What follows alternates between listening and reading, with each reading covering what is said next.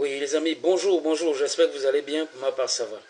Depuis hier, je reçois beaucoup de messages de mes abonnés qui me parlent de cette histoire qui s'est passée à l'émission TVC Monde, à la chaîne TVC Monde, chaîne française, où les responsables ont plutôt affiché le drapeau des sécessionnistes camerounais, qu'on peut faire passer cela comme le drapeau camerounais.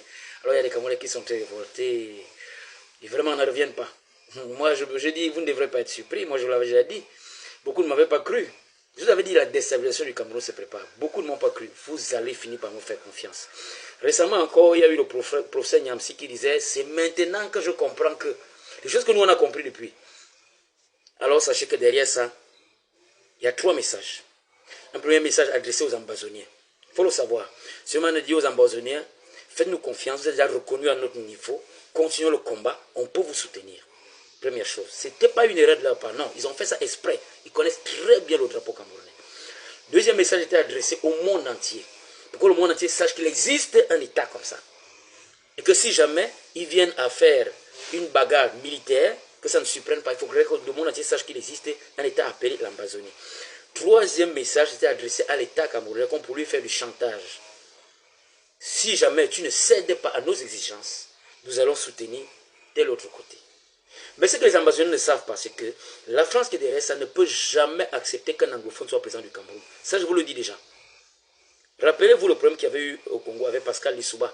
Pascal Lissouba, qui avait pris le pouvoir légalement, en passant par les élections, il a osé arracher le marché du pétrole et le remettre aux Américains. Vous avez vu ce qui s'est passé, non? Les Français ont orchestré une guerre et l'ont renversé. Les Français savent que si un anglophone est président du Cameroun, les marchés camerounais risquent de partir du côté de l'Angleterre et des États-Unis.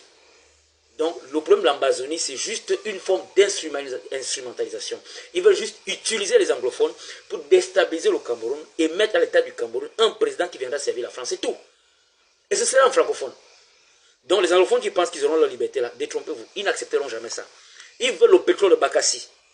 Ils savent que s'ils mettent un anglophone là, ça risquerait d'être exploité par les Anglais et les Américains. Les Français n'accepteront pas. Donc, anglophones, arrêtez de rêver. Arrêtez de rêver. J'aimerais aussi adresser ici un message au peuple bamileke. Sachez que les Français aussi ont une haine contre les Bamileke, politiquement. N'oubliez pas que les Bamileke ont beaucoup combattu les Français pendant le maquis. Les Français savent que les Bamileke, c'est un peuple qui dérange. Pour qu'un Bamileke soit président au Cameroun, les Français vont le combattre en vrai. Donc Bamileke, arrêtez aussi de rêver. C'est le président Biya qui vient valoriser l'homme Bamileke au Cameroun. Ça, ne l'oubliez pas. Autant d'Aïdjo, quand Bamileke avait une boutique là à Yaoundé, on cassait. Ne l'oubliez pas. Ceux qui sont nés hier là ne sont pas au courant de ça. C'est le président Biya qui vient valoriser l'homme Bamileke. Aujourd'hui, l'homme Bamileke commence à faire les affaires. Vous voyez, il émerge un peu partout. C'est le système Biya qui a permis ça. Le système Aïdjo prenait l'homme Bamileke comme un homme qui dérange.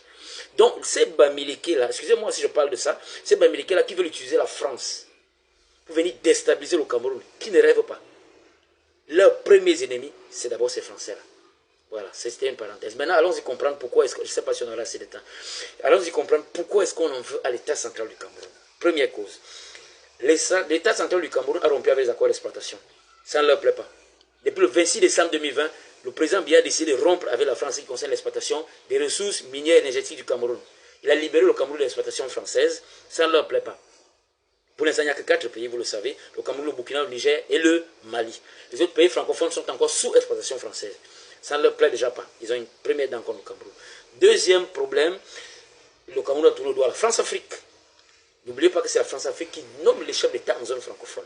Vous allez aux élections juste pour faire de la mascarade. Mais en réalité, les chefs d'État sont déjà nommés depuis le Quai d'Orsay. Très souvent, c'est ça. Donc, le Cameroun sort de la France-Afrique et libère, et se libère.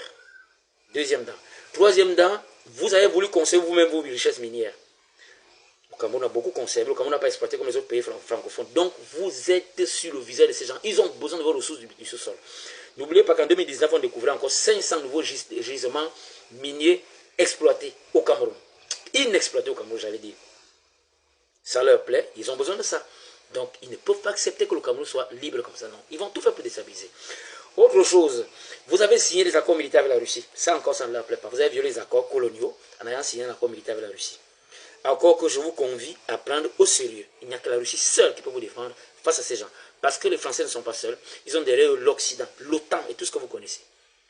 Sinon, ce qui est arrivé à Kadhafi risquera d'arriver au Cameroun. Autre chose, vous avez décidé de faire l'instauration du FMA. Qui dit FMA dit sortie du franc CFA. Qui dit FMA dit rivalité face au FMI. Je vais développer ça tout à l'heure. Et en plus, vous avez refusé la nustocratie au Cameroun. Vous croyez qu'ils sont d'accord avec ça? Voilà les raisons pour lesquelles on en veut à l'État camerounais. Vous comprenez? Voilà. Bon, allons-y maintenant comprendre un peu les conséquences. Le FMA d'abord. Le FMA vient ici rivaliser le FMI. Le FMI fonctionne comment? Le FMI prête de l'argent aux pays francophones, mais le FMI prête sous condition. Vous devez accepter la nustocratie, ou alors on décide de certaines choses que vous devez appliquer dans vos pays. Et quand on vous donne de l'argent, quand on vous octroie de l'argent, on ne vous donne pas à main propre. On remet à une société occidentale.